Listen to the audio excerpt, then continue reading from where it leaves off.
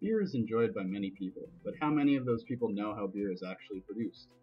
At its most basic level, beer is made by transforming sugars into alcohol with the help of yeast, but there's much more to it than that.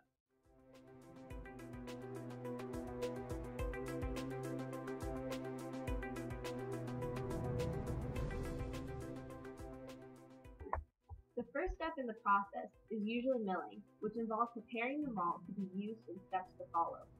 Malt is sent through a set of rollers in order to break the malt up into smaller pieces, which are easier to break down. The broken or milled pieces of malt are known as grist. Next comes mashing. Grist is transferred into a mash tun, which is an insulated brewing vessel with a false bottom.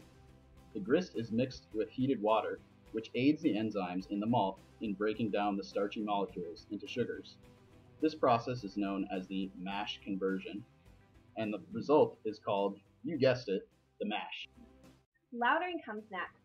The mash is pumped into the lauter tun, which effectively filters out the particles in the mash, producing a sweet liquid known as wort. The lauter tun filters by using a false bottom to capture large particles, and the liquid which flows through is recirculated back to the top. Interestingly, the smaller particles in the liquid are removed by the buildup of the larger particles. The next step is boiling, where the wort is pumped into a vessel known as the kettle, where it is brought to a controlled boil. At this time, the hops are added.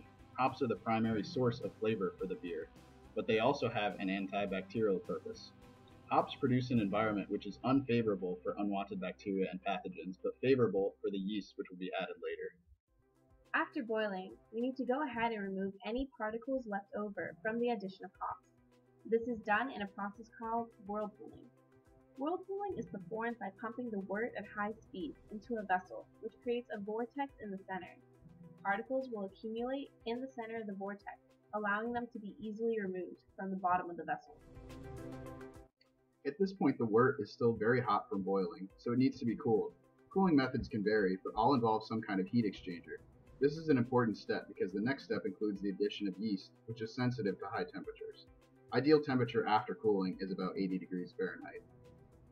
Fermentation is the most crucial step in the entire process, although it arguably involves the least amount of human input.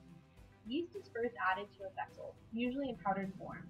Cooled wort is then added, and the vessel is sealed shut. Sealing the vessel is important because the liquid will be susceptible to microbial invasion. However, it is also important that there is a release valve for CO2, a byproduct of fermentation.